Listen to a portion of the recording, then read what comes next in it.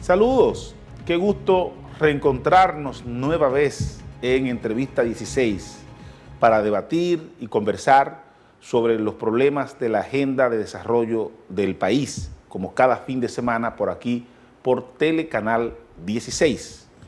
Hoy justamente tenemos sobre la mesa un plato fuerte. Tenemos que hablar sobre el tema que fue el gran ausente del último discurso del presidente Danilo Medina, el tema de las reformas institucionales. ¿En qué punto estamos como país, como sociedad, en términos de las reformas tan necesarias, lo mismo para el sector empresarial, que necesita seguridad jurídica para afianzar sus inversiones, que para los pobres? Porque sin reformas, todo el tema del combate a la delincuencia y el tema de la seguridad ciudadana, pues no va a ser efectivo. Se necesita reformar la Policía Nacional, necesita reformar la justicia, el Poder Judicial, se necesitan reformar los instrumentos de persecución de la delincuencia.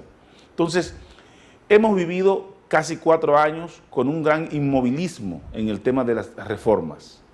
Los códigos, Código Penal, Código Civil, Código Procesal Penal, Código Procesal Civil, todas las leyes que tienen que compatibilizar el ordenamiento jurídico dominicano con la nueva Constitución de la República, todo eso se frizó justamente en el 2012 cuando entró el presidente Danilo Medina. Creo que estamos en un punto en que tenemos que hacer una evaluación de cuáles han sido las consecuencias de esa parálisis del tema de reformas institucionales en la República Dominicana. Y este hecho de centrar toda la agenda del país en temas inmediatistas, temas de rentabilidad a corto plazo en términos políticos. Hoy vamos a debatir el tema de las reformas institucionales, lo que queda por hacer, cuáles son las perspectivas de los distintos actores políticos, los actores de la sociedad civil, los actores del Poder Judicial, todo este tema del diálogo convocado por el presidente de la Suprema Corte de Justicia para hacer una evaluación del desempeño de la justicia, del Poder Judicial en la República Dominicana. Para ello contamos con la presencia del doctor Servio Tulio Castaño Guzmán, quien es vicepresidente ejecutivo de la FINJUS, una poderosa organización de la sociedad civil dominicana que ha estado coadyuvando en las últimas dos décadas con el tema de reformas institucionales. Con el doctor Castaño Guzmán vamos a abordar el tema no solamente de las reformas institucionales, sino también todo el marco de transparencia, todo el marco institucional del actual proceso electoral en que está inmerso la República Dominicana. Una interesante conversación que les prometemos va a ser de su interés. Así que ya volvemos con el doctor Castaño Guzmán en este diálogo en Entrevista 16.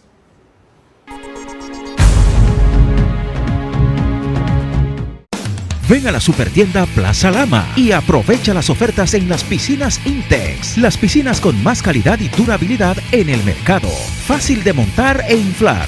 Muchos estilos y colores para el disfrute de toda la familia. Todo lo que necesitas en esta Semana Santa lo encuentras en la supertienda Plaza Lama. Aprovecha las grandes ofertas de Electrolama y Plaza Lama. Nevera LG Inverter 10 pies cúbicos, 29,995. Lavadora semiautomática 12 libras, 6,995. Y nevera Frigidaire 8 pies cúbicos, 13,995. Microcomponente LG USB y Bluetooth 6,995. Televisor LED Samsung 32 pulgadas HD con entrada USB 14,795. E impresora iWo HP con Wi-Fi 2,195. Plaza Lama, la supertienda.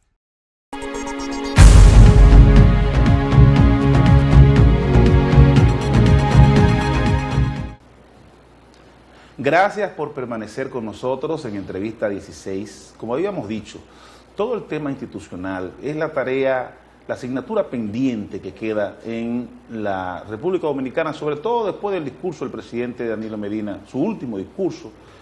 El tema institucional no se tocó y muchas veces las ideas del presidente se pierden en la inmediatez, en los temas de rentabilidad política. Pero obviamente las reformas institucionales son un tema de mucha rentabilidad social, sobre todo para los sectores productivos que necesitan seguridad jurídica, como decíamos anteriormente, y para la propia ciudadanía, todo el tema de la seguridad ciudadana, el combate de la delincuencia, todo eso es totalmente ineficaz si no se producen las reformas institucionales.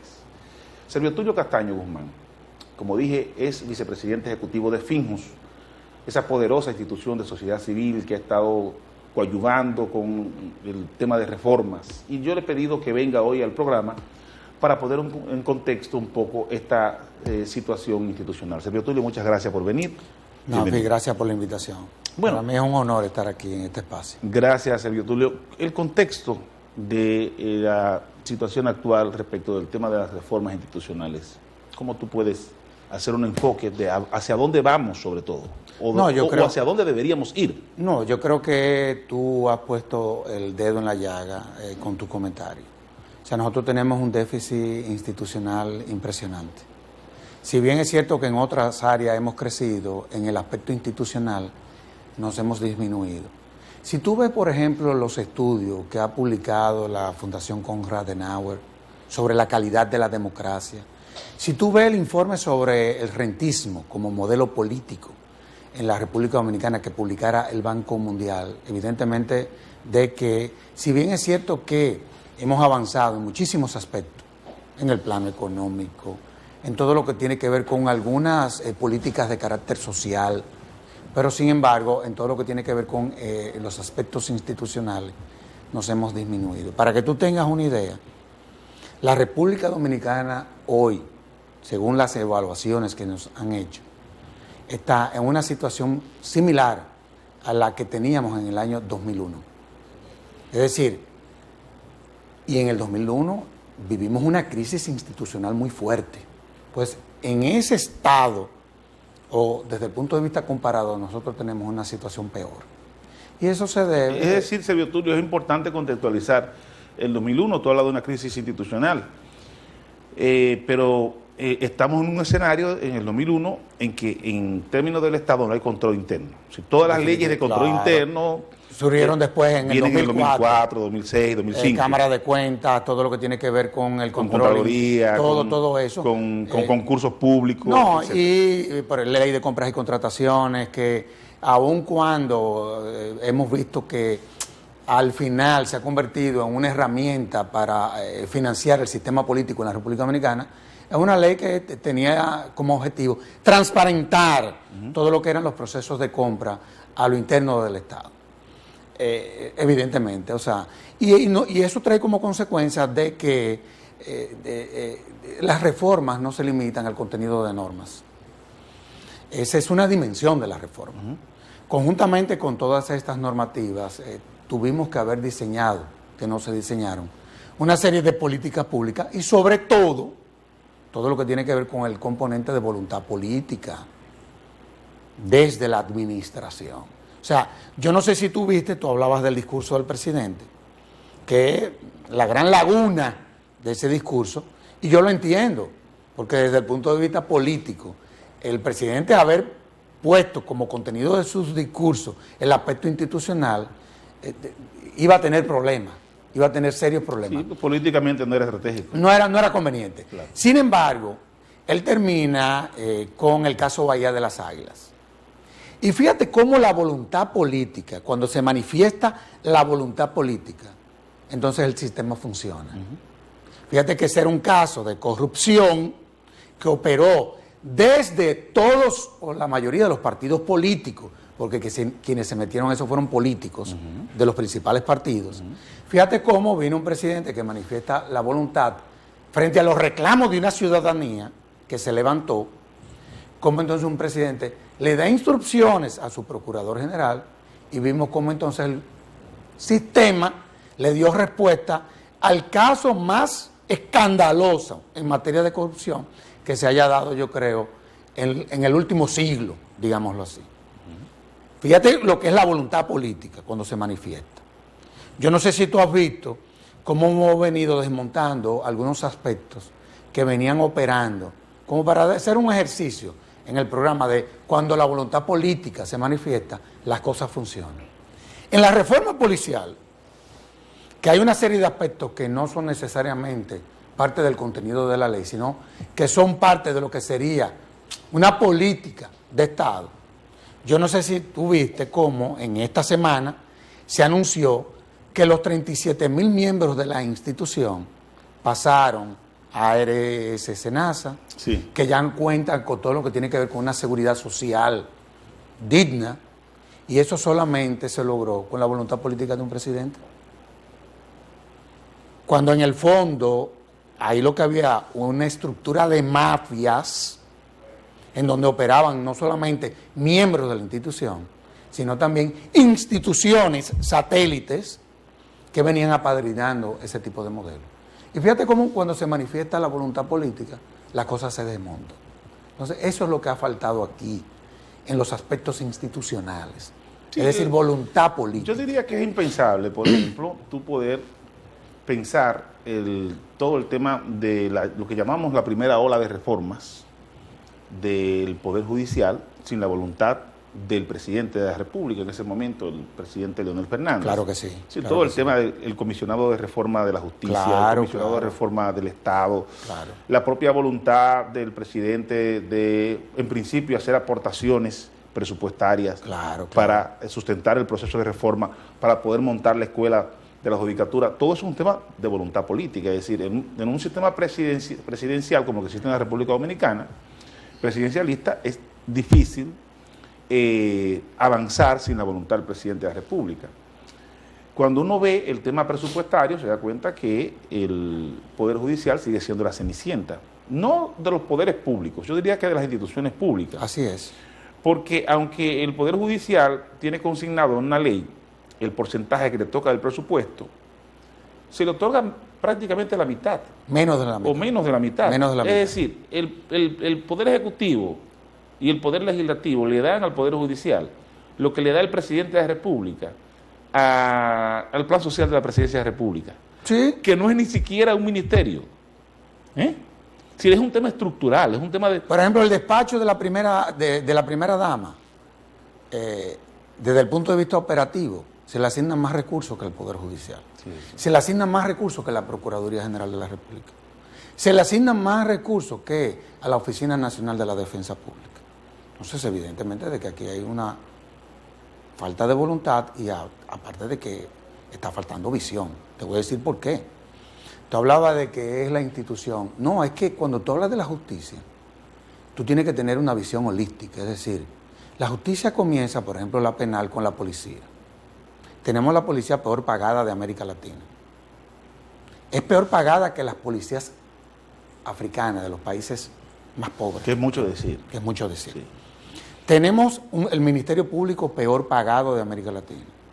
Tenemos el sistema penitenciario, independientemente del nuevo modelo, al que menos recursos se le asignan. Y al Poder Judicial ni se diga. Es decir, tenemos el sistema de justicia que opera con el presupuesto más bajo de América Latina. Entonces, ahí entonces eso tiene un impacto. Ahora, que a mí me llama la atención, porque ciertamente esa ha sido la tradición de todos los presidentes, de asignarle pocos recursos a estos actores del sistema.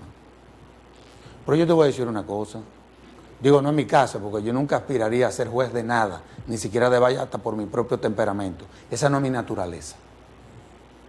Pero mira, un presidente de una Suprema Corte de Justicia, que dicho sea de paso, es también presidente del Consejo del Poder Judicial, que es el órgano de gobierno de esa institución. A mí me asignan un presupuesto menor que el que establece la ley y yo no voy a aceptar eso. Es que yo no acepto eso. Yo paro la justicia. Porque también tú no tienes que estar condenado a tener una vocación al martirio. Yo quiero que tú veas cómo operan los tribunales en el interior, los niveles de deficiencias que hay. Tú no sabes que aquí hay jueces que andan en la cola de un motor. Sí, porque es verdad que andan 2 o 3 traviesos por ahí, a lo interno del Poder Judicial.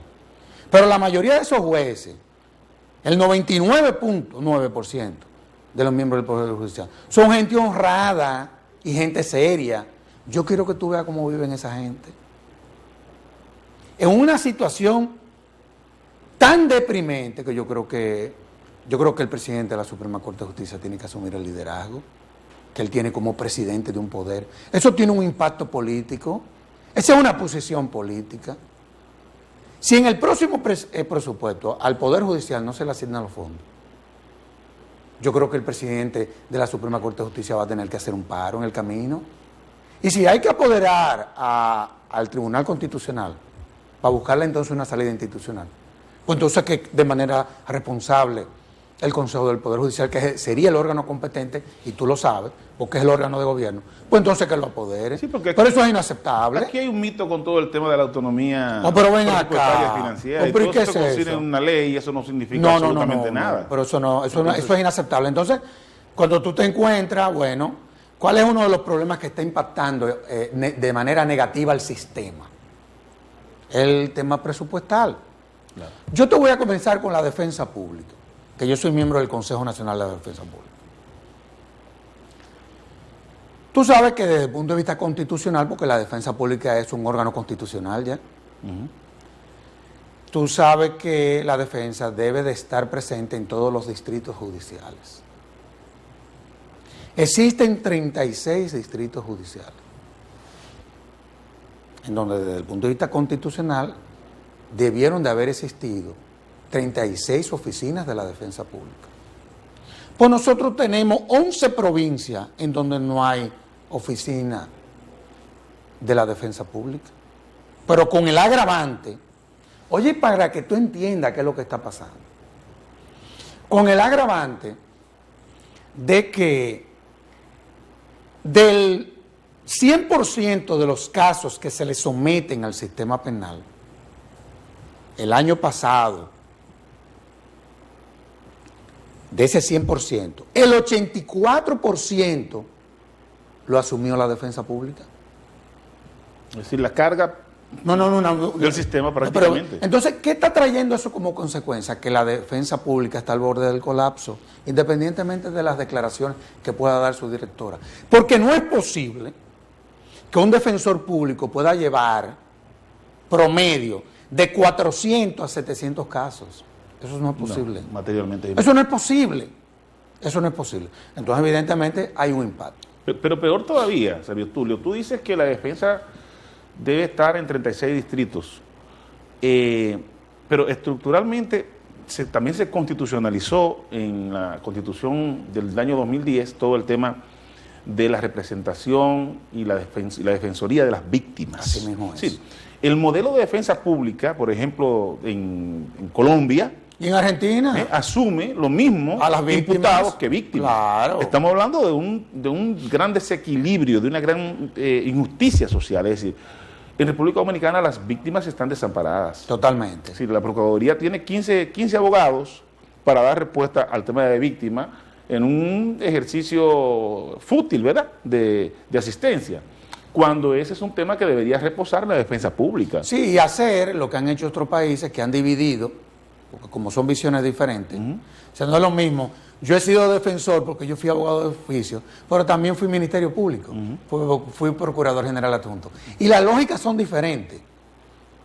O sea, son lógicas totalmente diferentes. El que tiene vocación para defender por su naturaleza, no tiene la vocación para mantener una acusación. Eso es así, honestamente hablando, te lo digo. Es muy difícil tú poder, como abogado, manejar esos dos componentes. Pero yo te voy a decir algo. Vámonos al Ministerio Público. Se supone, como tú dices, y ese fue un error en la visión de quienes hemos manejado todos estos procesos de reforma, que el Ministerio Público era el que iba a representar a las víctimas del proceso, pero eso no es verdad. El Ministerio Público es una parte del proceso. Pero oye, ¿qué pasa? Como esa era la visión, como tú decías, se creó una oficina en la Procuraduría para defender a las víctimas. Entonces volvemos de nuevo al asunto del presupuesto. Volvemos. No. ¿Por qué no se ha podido crear real y efectivamente un órgano que pueda representar a las víctimas? Por falta de recursos. Por ejemplo, el caso de San Cristóbal. Yo te estoy tratando de hacer un diagnóstico para que la gente entienda qué es lo que está pasando. Y que tampoco nadie está obligado a lo imposible. Aquí hay que presionar ya, es al Ejecutivo. Porque fíjate lo que pasó en San Cristóbal.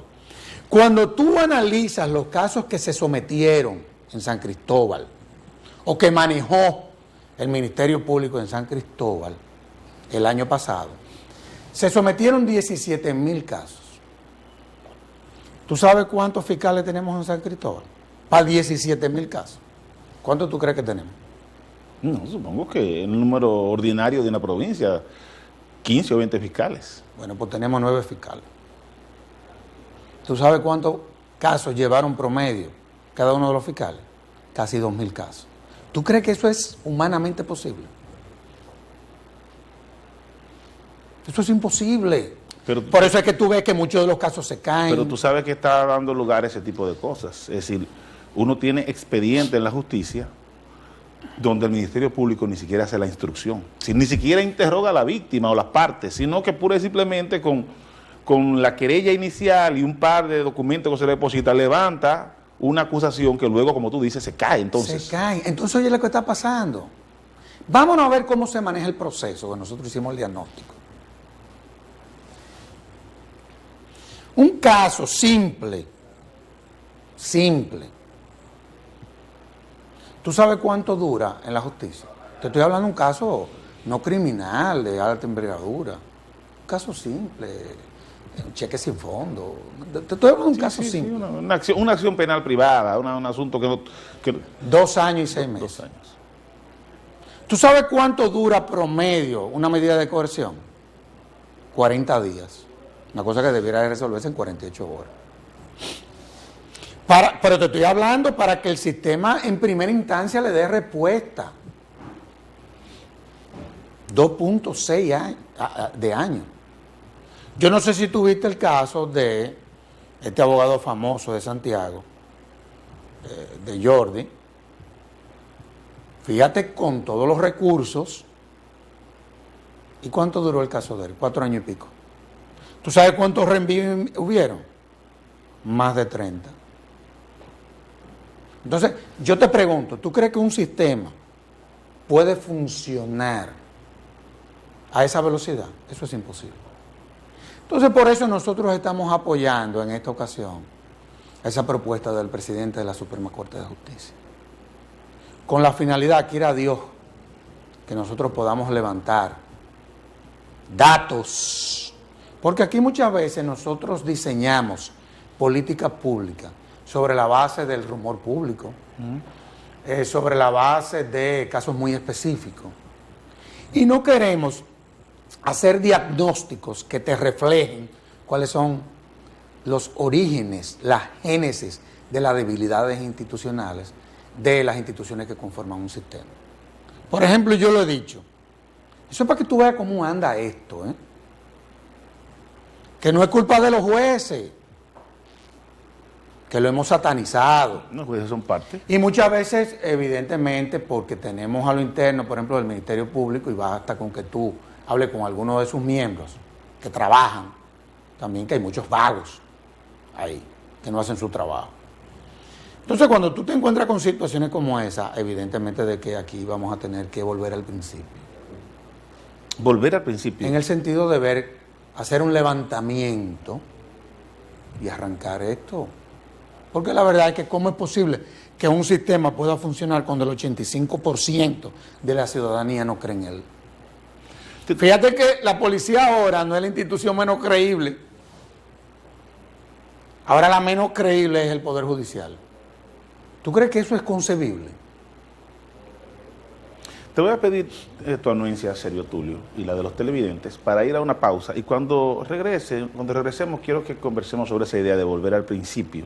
Creo que es una idea interesante en esto de en qué punto estamos y dónde debemos estar en lo atinente al tema de justicia en República Dominicana. Ya volvemos.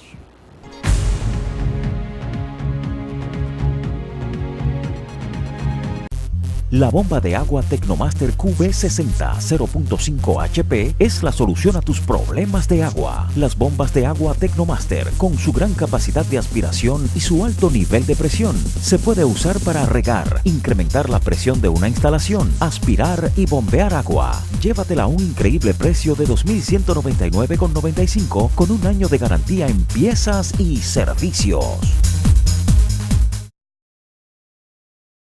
Este fin de semana en Super Lama. Arroz selecto Pimco, 10 libras, 219 pesos. Jugos Petit, todos los sabores, 1 litro, 49,95. Combo Checo, 1.5 libras, 114 pesos. Chuleta fresca especial, 72,95 la libra. Y pierna de cerdo trasera, 59,95 la libra.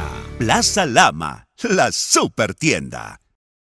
Nueva línea de lavadoras TurboShot de LG. Diseño estilizado y con cierre suave de la tapa. Con panel digital LED a prueba de agua. Amplia ventana con vidrio resistente a 300 libras. Motor inverter Direct Drive con 10 años de garantía. Mayor cuidado de la ropa. Ahorro del 27% de agua y tiempo gracias al TurboShot. Más movimientos con 6 Motion. Una decisión inteligente para toda la vida. Plaza Lama, la super tienda.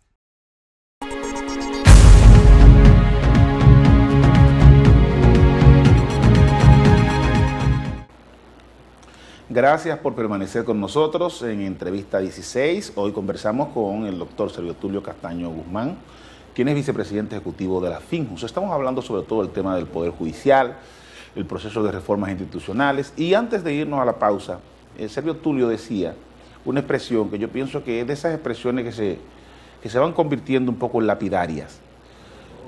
Volver al principio. Es decir, ¿dónde estamos, dónde debemos estar en el tema del Poder Judicial en la República Dominicana?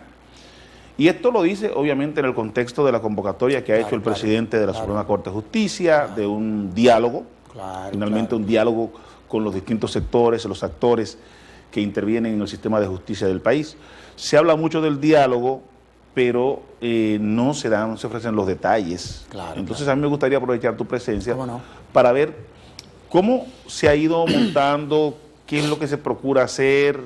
Hay actores que hablan de que la ciudadanía debe estar presente en el diálogo, porque justamente la justicia es para el ciudadano. Claro que sí. Entonces muchas veces nos limitamos a una visión técnica de los abogados, los actores, los fiscales, etcétera.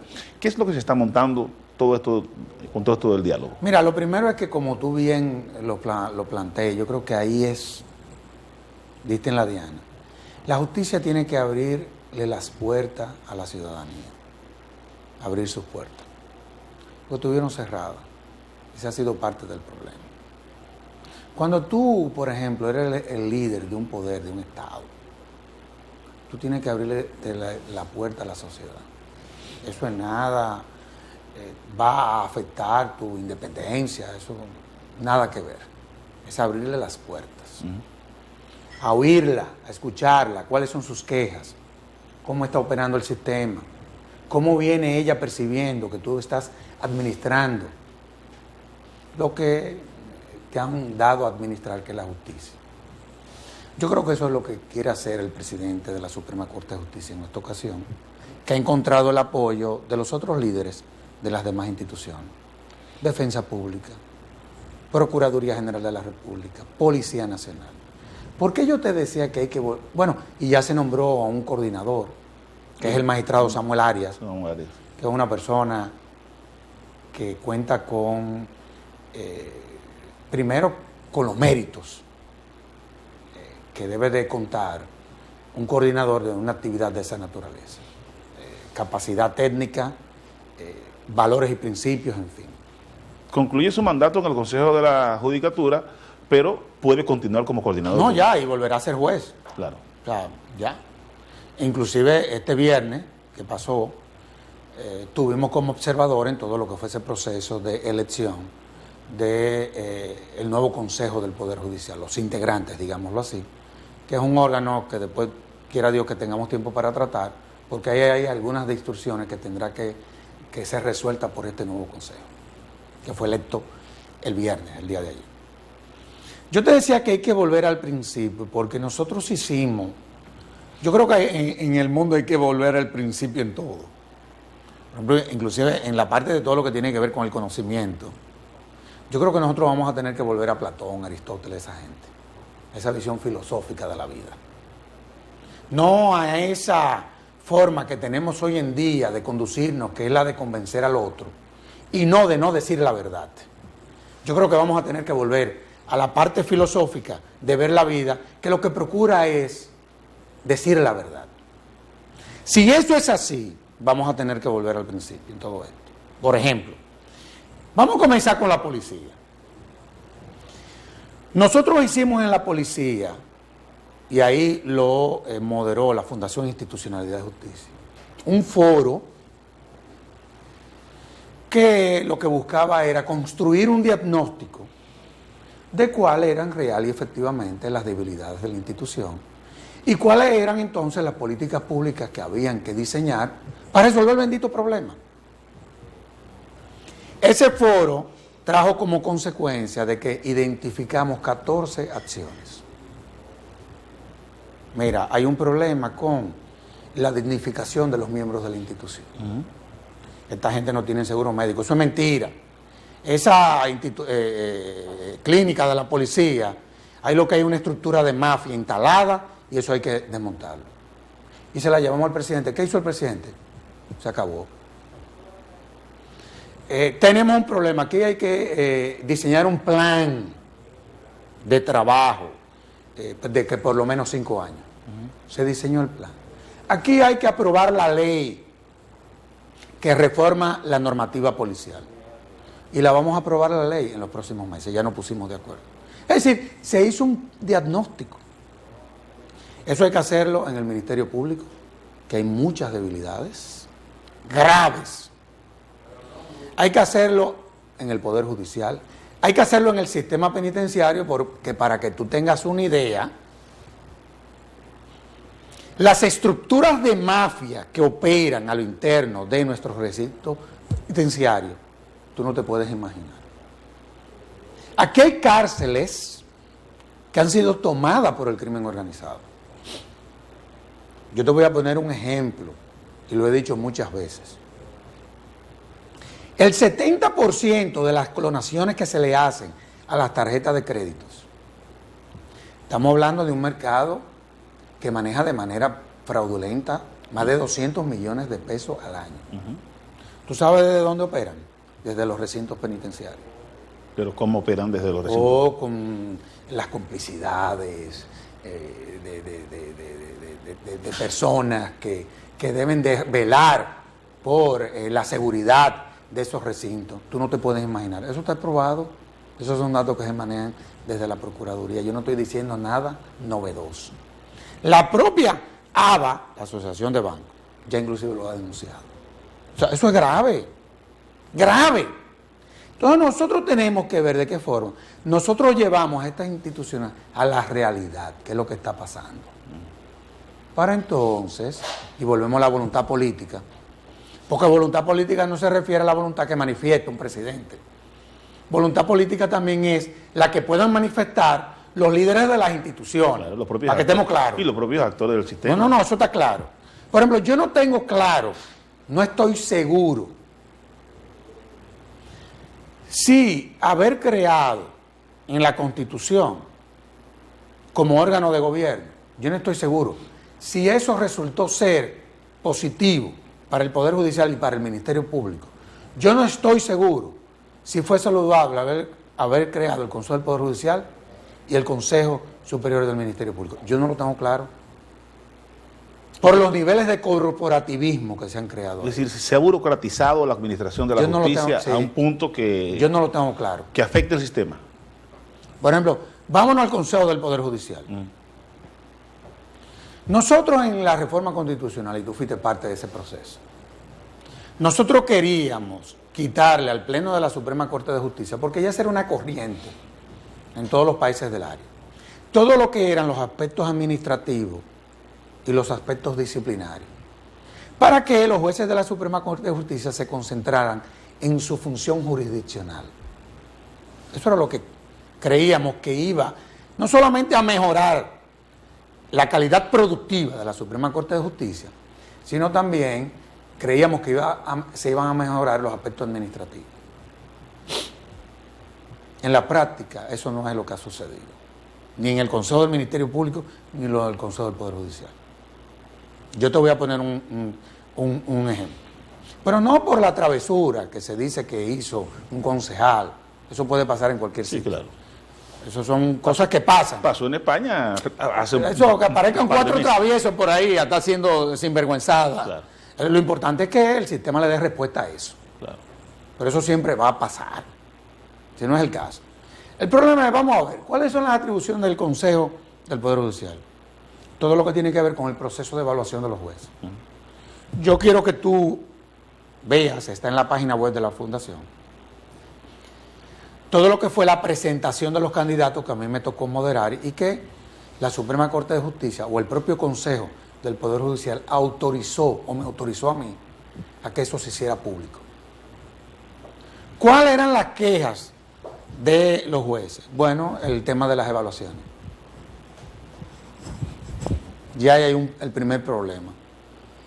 Una de las atribuciones de ese consejo no ha venido siendo asumida, yo diría que de una manera equitativa, de una forma equitativa. Todo lo que tiene que ver con los traslados, tú has visto las situaciones que se han presentado con los traslados, las quejas.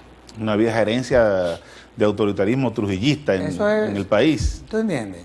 Pero como un consejo que está conformado por una diversidad, haya llegado a cometer ese tipo de errores. Cuando lo que se trataba era de evitar Ese tipo de que cosas. se dieran situaciones que se venían dando con el modelo anterior.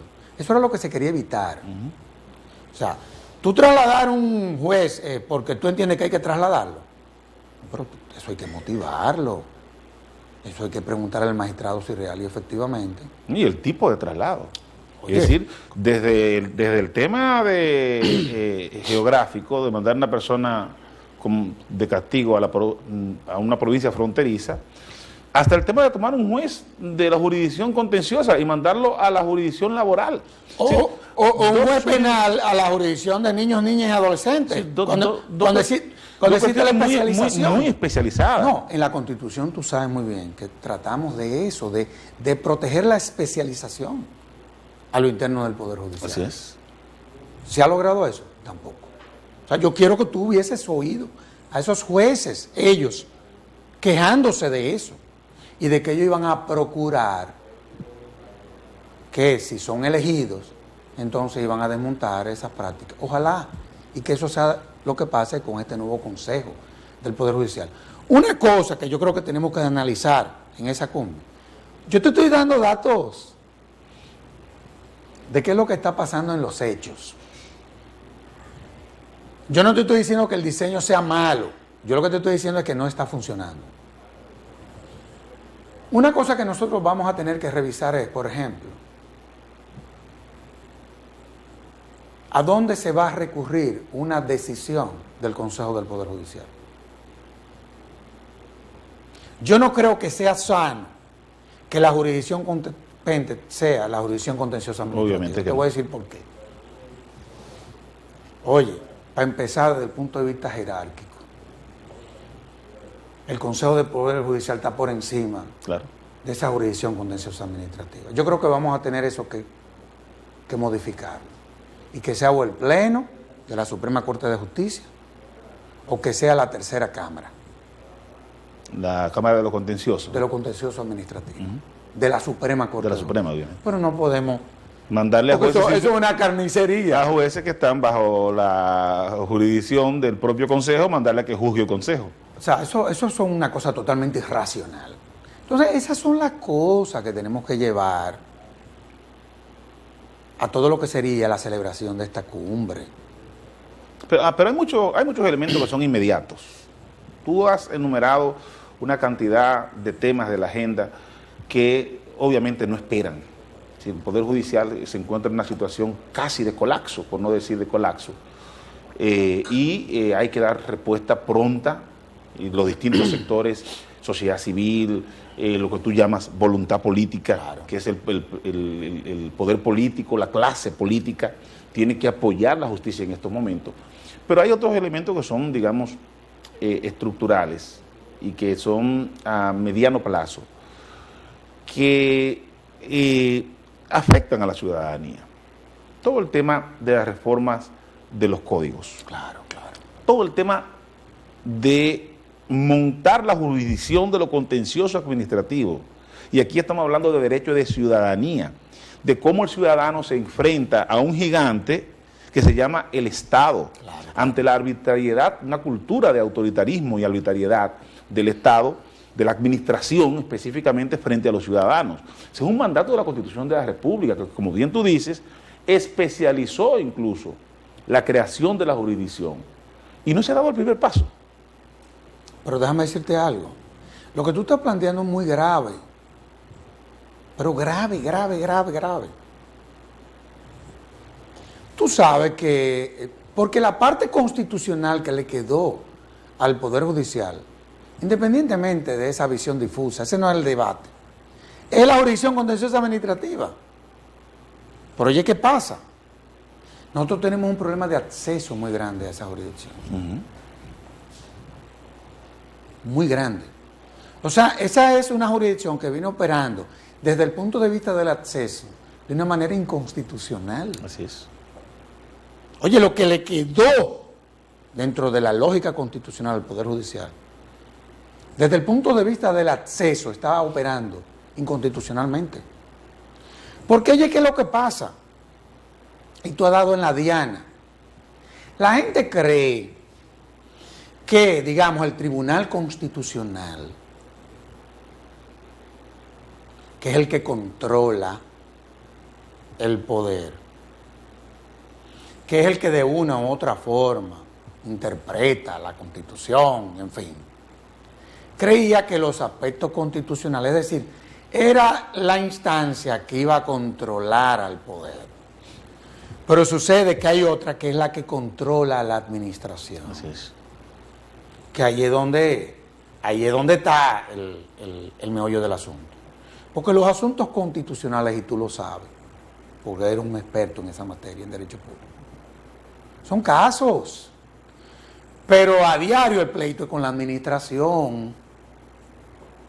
O sea, ya inclusive desde el punto de vista jurisdiccional, desde el punto de vista inclusive comercial, desde el punto de vista de los negocios, el pleito no es entre los empresarios, es el de los empresarios o los ciudadanos con la administración. Y sucede que nosotros ahí tenemos el mayor de los déficits. Y por eso es que tú ves que hay un problema de la ciudadanía que se queja entonces con la justicia. Y ahí volvemos entonces a la asignación de recursos. Porque ahí hay un problema de recursos. Entonces, yo creo que esta cumbre, por demás necesaria, oportuna, y yo creo que el presidente de la Suprema Corte de Justicia dio en el clavo, y que nosotros veníamos, antes de que él hablara de eso, habíamos hecho la propuesta, porque oye, ¿qué es lo que pasa? La Fundación Institucionalidad y Justicia, no se limita a que yo venga a un programa de televisión, es que nosotros implementamos proyectos con todos los actores del sistema. No, el tema de FINMO es un tema fundamental. Es que estamos implementando proyectos. Oye, el problema del Estado Dominicano, y es una pena que hayamos terminado el programa, pero creo que esto como colofón hay que dejarlo, porque sé que este programa tal vez lo vean muchos actores del sistema. El problema del Estado Dominicano es la falta de centro de pensamiento. Pero de por Dios. Entonces, a muchos nos podrá gustar FINJOS, o no nos podrá gustar FINJOS. Claro, claro. Pero hay que reconocer que como centro de pensamiento del tema de reforma y del tema de justicia, ha sido un apoyo fundamental para un Estado que no piensa. Este es un Estado que va sobre el día a día. Entonces, ese apoyo que la Fundación Institucionalidad de Justicia en sociedad civil, esa cooperación, sobre todo en el tema de reforma, le ha prestado al Estado es valiosísimo. Muchísimas valiosísimo. gracias. Sergio Tulio, el tiempo se nos terminó, mejor dicho. Increíble, Increíble. Y se nos quedaron muchísimos temas. Para que sepa, conversar contigo y en este escenario de tantas expectativas que se han creado con el tema del diálogo en el Poder Judicial, la verdad que es un tema muy interesante. Cuando inicie el tema del diálogo, ya en un mes y algo, Así supongo, pues te esperamos por aquí para hacer una evaluación de cómo van las cosas. Claro. Y la verdad que te felicito a ti como vicepresidente ejecutivo de la FINJUS por el trabajo que has hecho en estos 2 periodos. Muchas gracias. Han sido 2 periodos muy fructíferos y muy moderados en términos de la situación que ha estado viviendo la República Dominicana institucionalmente. Porque hemos querido ser parte de los procesos, aportar. Nosotros no estamos aspirando al fracaso del Estado, sino a un Estado que yo creo que se puede recuperar. Sin dejar de ser crítico. Claro, el advocacy es fundamental. Sin dejar de ser crítico. Así que te felicito, muchas gracias. A ustedes, como siempre, agradecerles la gentileza de la atención que nos prestan cada fin de semana aquí en Entrevista 16 e invitarles para el próximo fin de semana.